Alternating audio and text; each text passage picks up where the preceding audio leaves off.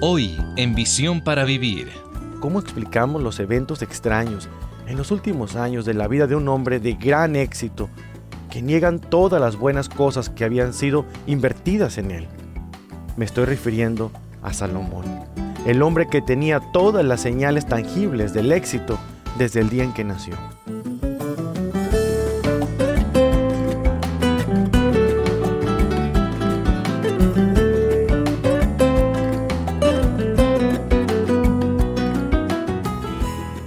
¿Ha observado alguna vez a algún amigo o quizás a alguien a quien usted respeta profundamente tomar decisiones que son perjudiciales, llevándolos a la vergüenza pública?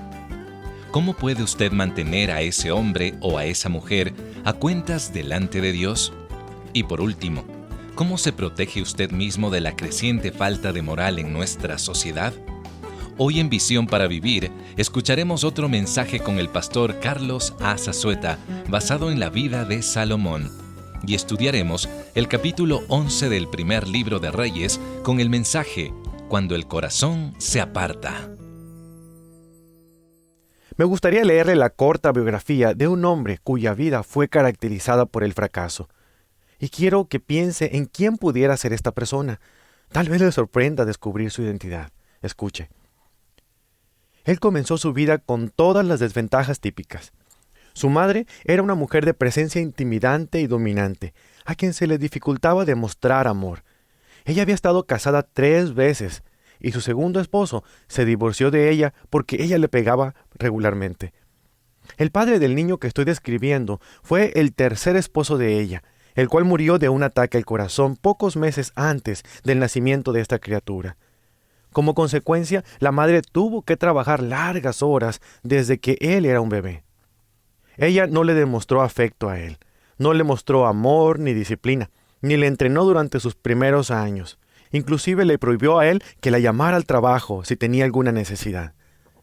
Los otros niños casi no se relacionaban con él, así que él estaba solo la mayoría del tiempo. Él experimentó un rechazo absoluto desde su más temprana niñez.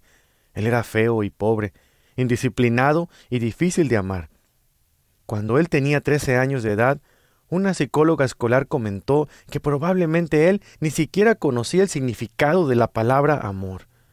Durante su adolescencia, las jóvenes no querían saber nada de él, y él con frecuencia peleaba con otros jóvenes. A pesar de tener un coeficiente de inteligencia alto, él llevaba bajas calificaciones académicas, y finalmente abandonó los estudios durante el penúltimo año de secundaria.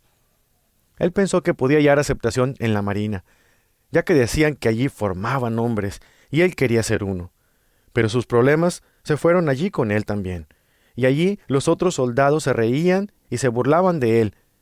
Él trató de defenderse, resistió a la autoridad, y finalmente recibió una corte marcial, y fue expulsado de la marina con una dada de baja por indeseable. Así que él era un joven de menos de 25 años de edad, absolutamente sin amigos y fracasado. Él era pequeño y delgado como un esqueleto. Tenía una voz como de adolescente. Se estaba quedando calvo, no tenía ningún talento, ninguna habilidad, ningún sentido de valor propio. Ni siquiera tenía licencia de conducir. Una vez más, él pensó que podía huir de sus problemas, así que se fue a vivir a otro país extranjero. Allí, él fue rechazado también. Nada cambió. Estando allí se casó con una joven, quien ella misma era una hija ilegítima, y la trajo a vivir de vuelta a su país. Pero ella comenzó a desarrollar el mismo rechazo hacia el que todo el mundo sentía por él. Ella le dio 2 hijos, pero nunca disfrutó de la posición y el respeto que un padre debe tener.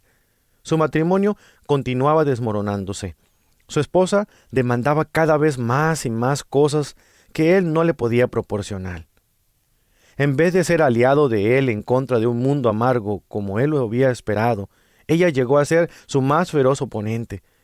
Ella era más fuerte que él y lo apabullaba físicamente. En una ocasión, ella lo encerró bajo llave en el baño como castigo. Finalmente, ella lo forzó a que se fuera de la casa. Él trató de vivir por su cuenta, pero se sintió terriblemente solo. Después de varios días de soledad, él regresó a su casa y literalmente le rogó de rodillas a su esposa para que lo recibiera de nuevo. Él perdió todo orgullo propio. Él se arrastró, aceptó humillaciones, regresó bajo las condiciones de ella. A pesar de tener un salario escaso, le trajo $78 como regalo, pidiéndole a ella que lo aceptara y lo gastara de cualquier forma que ella quisiera. Ella se rió de él. Ella se burló de su débil intento de proveer para las necesidades de la familia. Ella lo ridiculizó por su fracaso, se burlaba de su impotencia sexual en presencia de otros. En una ocasión, él cayó de rodillas y lloró amargamente, sintiendo que era envuelto en la oscuridad más terrible de su privada pesadilla. Finalmente, en silencio, él dejó de rogar. Nadie lo quería, nadie nunca lo había querido. Tal vez él haya sido el hombre más rechazado de nuestros tiempos. Su ego había sido hecho polvo. Al siguiente día, él se sintió como un hombre diferente. Se levantó, fue a su garaje y tomó un rifle que había ocultado allí. Se lo llevó a su nuevo trabajo en un edificio de almacén de libros, y desde la ventana del 6º piso de ese edificio, poco después del mediodía, el 22 de noviembre de 1963, él disparó 2 balas a la cabeza del presidente John F. Kennedy. Su nombre era Lee Harvey Oswald. El hombre fracasado, rechazado y no amado, mató al hombre a quien más que ningún otro hombre en el mundo personificaba el éxito, la belleza, la riqueza y el afecto familiar que él nunca tuvo. Al disparar ese rifle, él utilizó la única habilidad que había aprendido en toda su miserable vida. Cuando escuchamos la historia de este extraño hombre y todo su trasfondo, no nos sorprende descubrir que su vida llegó a ser un fracaso. De hecho, la mayoría de las personas criadas bajo estas condiciones hallan casi siempre imposible cambiar su destino. No estoy justificando sus acciones de ninguna manera, pero uno espera que una persona así llegue a ser un fracasado. Pero, en contraste, ¿cómo podemos explicar que una vida que era a 180 grados diferente a esta resulte un fracaso? No es difícil explicar el fracaso de un hombre como Lee Harvey Oswald, o de cualquier otro asesino que ronda por las calles hoy en día. Pero ¿cómo explicamos los eventos extraños en los últimos años de la vida de un hombre de gran éxito que niegan todas las buenas cosas que habían sido invertidas en él? Por supuesto, me estoy refiriendo a Salomón, el hombre que tenía todas las señales tangibles del éxito desde el día en que nació. Deseo que vayamos a 1 de Reyes, capítulo 10, para aclarar esta extraña vida que realmente no tiene sentido. Para comenzar, quisiera que entendamos que él tenía 4 señales tangibles del éxito. Si hubiera existido en aquel entonces las revistas que clasifican a los ricos y famosos, con seguridad él hubiera sido incluido entre los 100 hombres de mayor éxito de su tiempo, ocupando, por supuesto, el primer sitio. Ciertamente hubiera sido incluido en esa lista debido a su fortuna. Se conoce bien que su ingreso anual era entre 25 y 65 millones de dólares, sin contar muchos otros beneficios que recibió como regalo de aquellos que le admiraban. Él era un hombre increíble, de una fortuna increíble. Eso condujo a su fama. 1 de Reyes 10:23 nos dice: Así excedía el rey Salomón a todos los reyes de la tierra en riquezas y en sabiduría.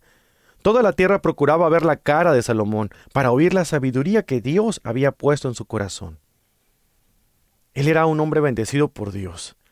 La mano de Dios estaba sobre él. La gente pedía a gritos una audiencia con este hombre. No solamente era un hombre de gran fortuna, sino también era un hombre de una fama increíble. Fortuna, fama. Él también tenía poder. Regresamos al capítulo 4, versículo 20. Junto con la fortuna y la fama, él era por supuesto un hombre de gran poder, de un poder increíble. Su poder era ilimitado. Escuche. Judá e Israel eran muchos, como la arena que está junto al mar en multitud, comiendo, bebiendo y alegrándose. Y Salomón señoreaba sobre todos los reinos, desde el Éufrates hasta la tierra de los filisteos, y el límite con Egipto, y traían presentes y sirvieron a Salomón todos los días que vivió. Leamos ahora la última parte del versículo 24. Y tuvo paz por todos lados alrededor. Y Judá e Israel vivían seguros, cada uno debajo de su parra y debajo de su higuera, desde Dan hasta Beerseba, todos los días de Salomón. Esta es una expresión idiomática que significaba de un extremo del país a otro. Este hombre tenía un poder de un extremo del país al otro. Todos servían a Salomón. Y con todo esto que antes mencioné, desde luego vino el placer. Hemos visto en detalle el libro de Eclesiastés. En nuestros estudios anteriores observamos todo esto en la vida de Salomón. No tenemos que ir allí en este momento, pero los capítulos 2, 3, 4, 6 y 10 declaran que él era un hombre que tenía un placer ilimitado. Él tenía una extravagancia de deleites, y todo lo que se le proponía o intentaba hacer lo lograba. Todo proyecto que comenzaba lo veía terminado. Y no tenía dificultad proveyendo los requerimientos de su presupuesto, porque siempre tenía riqueza en abundancia. ¿Cómo podemos entonces explicar el fracaso de una vida así? Él nació en una familia rica, con la bendición de Dios, con una herencia maravillosa. Recibió un buen entrenamiento a los pies del profeta Natán, con un buen ejemplo de su padre, quien era un hombre conforme al corazón de Dios. Y él buscaba de Dios profundamente. ¿Cómo se explica este fracaso? Muy bien, yo he descubierto en el estudio en la vida de Salomón algunas características del deterioro personal, de la erosión personal de este hombre. Y en mi estudio he podido ver claramente que son características que aparecen en las Escrituras. En el capítulo 3 de este mismo libro, quisiera mostrarles dos actitudes internas que comienzan a erosionar su vida. Y desde luego, tengo en mente la relevancia de todo esto hoy en nuestros días. No estamos interesados solamente en la erosión de Salomón, sino que estamos interesados en cómo ocurre eso hoy en día también. Observemos el capítulo 3 de Primero de Reyes, en el versículo 1. Vamos a traer a luz dos de esas actitudes dañinas que persistieron en la mente de Salomón. Escuche. Salomón hizo parentesco con Faraón, rey de Egipto, pues tomó la hija de Faraón y la trajo a la ciudad de David. Mantenga esto en mente. Lo volveremos a ver más adelante en nuestro estudio. Él la trajo a la ciudad de David. Ella no encajaba, pero la trajo de todas maneras. Él era su esposo, y para cumplir con la alianza, él la trajo de Egipto al palacio del rey. Sigue diciendo, y la trajo a la ciudad de David, entre tanto que acababa de edificar su casa, y la casa de Jehová, y los muros de Jerusalén alrededor. Dios había dicho que no lo hiciera, pero Salomón lo hizo. Versículo 2. Hasta entonces el pueblo sacrificaba en los lugares altos, porque no había casa edificada al nombre de Jehová hasta aquellos tiempos. Ahora ellos estaban sacrificando a otros dioses, así como al Dios verdadero. Y dice el versículo 3, mas Salomón amó a Jehová, andando en los estatutos de su padre David. Solamente sacrificaba y quemaba incienso en los lugares altos. Dios había declarado el peligro de eso, pero Salomón continuó adelante y lo hizo. Recuerde eso. Vayamos ahora al segundo libro de Crónicas, capítulo 8, versículo 11. Estos son libros paralelos, así que los vemos juntos para poder estudiar la vida de Salomón. Segundo de Crónicas 8:11 nos dice, pasó Salomón a la hija de Faraón, de la ciudad de David, a la casa que él había edificado para ella. Él hizo una alianza de matrimonio con el faraón y se casó con la hija del faraón y la trajo a la ciudad de David. Pero en Primero de Reyes no leemos más en cuanto a eso. Mi entendimiento es que él la escondió. Él la mantuvo fuera de la escena. Por el momento, él no la mostró en público, no alardeó de ella. Pero después de edificar la casa de Dios y su propia casa, sin llamar mucho la atención, él se aseguró que ella tuviera su propia casa. El texto dice que era la casa que él había edificado para ella, en el versículo 11. Dice, porque dijo, mi mujer no morará en la casa de David, rey de Israel, porque aquellas habitaciones donde ha entrado el arca de Jehová son sagradas. ¿No le parece esto interesante? Una mujer de un trasfondo no santo no tiene nada que buscar en un lugar santo. Así que él edificó su propia casa, y fue allí que él aparentemente vivió con ella. La primera actitud que comenzó a deteriorar la vida de Salomón fue la siguiente. Él no tomó a Dios en serio. Ahora bien, esto no es un estudio teórico solamente. La verdad es que me sorprende lo aplicable que esto puede ser en nuestros días. Esto es muy aplicable especialmente para quienes han crecido en hogares cristianos, aquellos quienes han escuchado el nombre de Cristo desde la niñez, quienes han pasado de la cuna a la iglesia, literalmente, y quienes han sido creados en la iglesia. Nuestros padres y abuelos forjaron la fe que hemos heredado. Nosotros no tuvimos que hacer grandes sacrificios, simplemente hemos recibido esto por haber nacido en una familia en la que nacimos. Así que lo más fácil del mundo es no tomar a Dios seriamente. Esa es la responsabilidad de mi papá, pueden algunos decir, o eso es lo que debe hacer mi mamá. Así es mi abuelo, él es el predicador de la familia, no yo. Esas son las raíces de nuestra herencia, y nuestro compromiso llega hasta allí, no con el Señor, sino con nuestros familiares, y por lo tanto, a la hora de la verdad, no tomamos a Dios en serio. Yo tengo 3 razones prácticas por las cuales no tomamos a Dios en serio. Primero que nada, demasiada familiaridad con las cosas de Dios. Ese es el problema, demasiada familiaridad. Nunca hubo un tiempo en su vida en que Salomón no escuchara acerca de Dios, y que no estaba bajo la instrucción sana del profeta piadoso, Natán, que no tuviera el ejemplo de un buen padre, no perfecto, pues, pero bueno. Nunca careció de estas cosas. Él estaba demasiado familiarizado, y eso le llevó al cinismo. La demasiada familiarización conduce al cinismo, si no se mantiene uno sensible a escuchar la voz de Cristo. Si tiene dudas de eso, ¿por qué no visita un instituto bíblico o un seminario y vea el cinismo a todo color? No es que se planifique de esta manera, simplemente ocurre.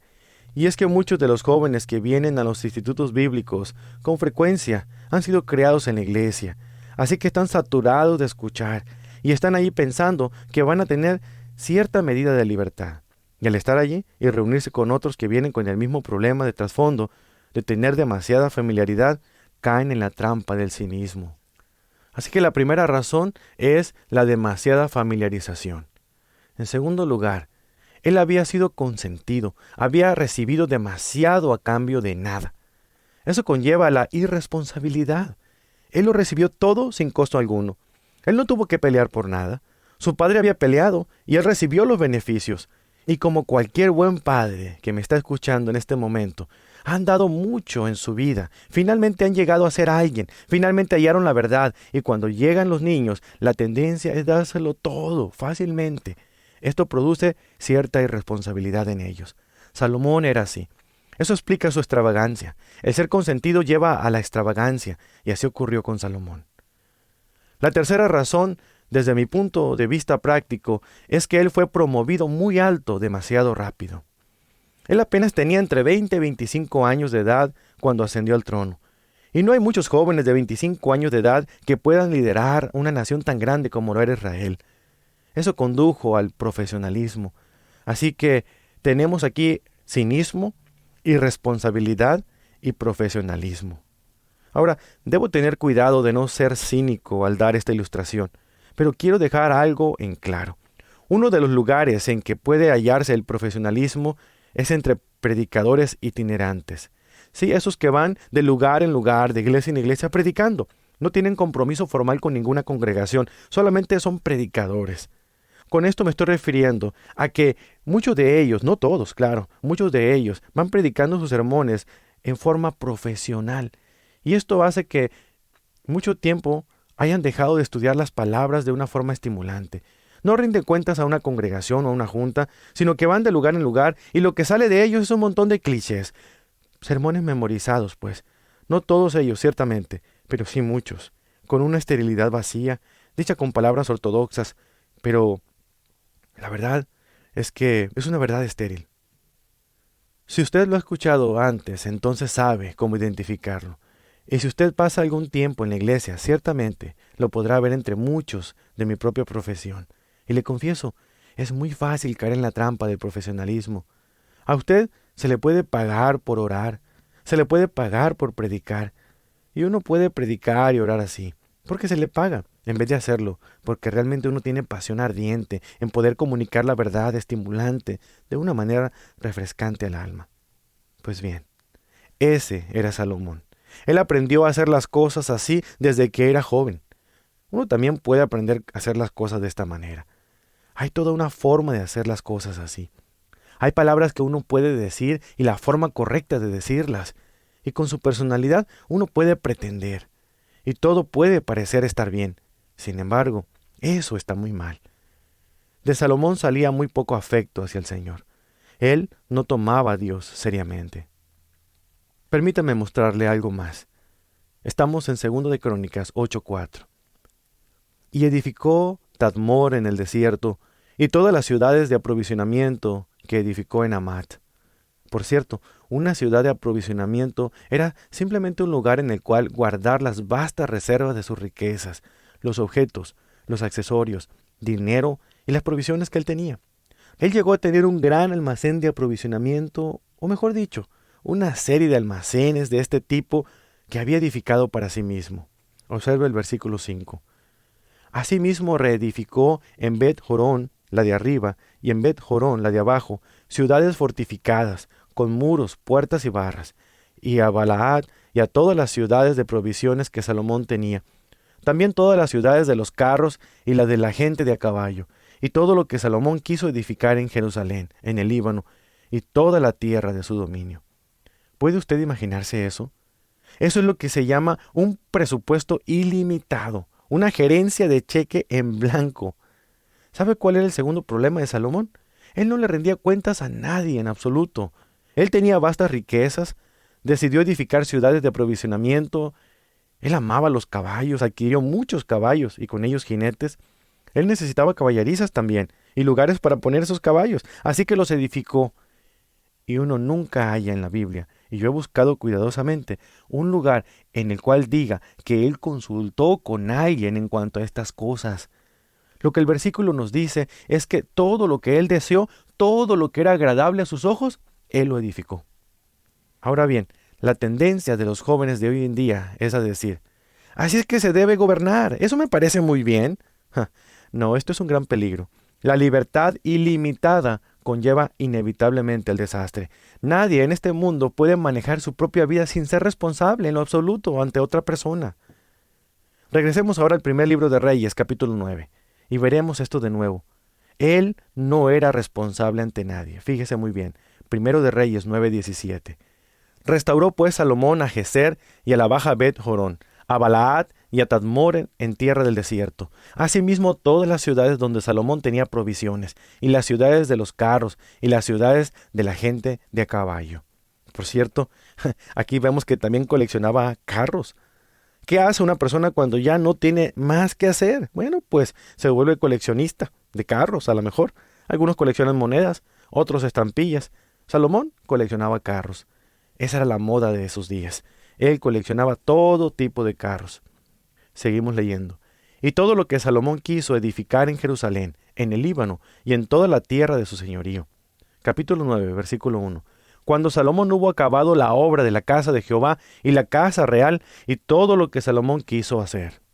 Usted puede continuar leyendo para que vea que todo lo que él deseaba lo obtenía. De paso, él le transmitió esa actitud a su propio hijo, Roboam. Bueno, veremos en nuestro próximo estudio con más detenimiento, pero cuando su reino cayó y él se retiró de la escena, y su hijo tomó el cetro, nos dice que su hijo ignoró el consejo de los ancianos y sabios, y siguió a sus propios contemporáneos, los cuales lo llevaron por un mal camino, tal como su papá. ¿Por qué nos sorprende eso? Un padre que no le rinde cuentas a nadie, tiene un hijo y lo entrena para que no le rinda cuentas a nadie. Y cuando su hijo llegó al poder, Roboam de inmediato dividió el reino. Él era tal como su padre.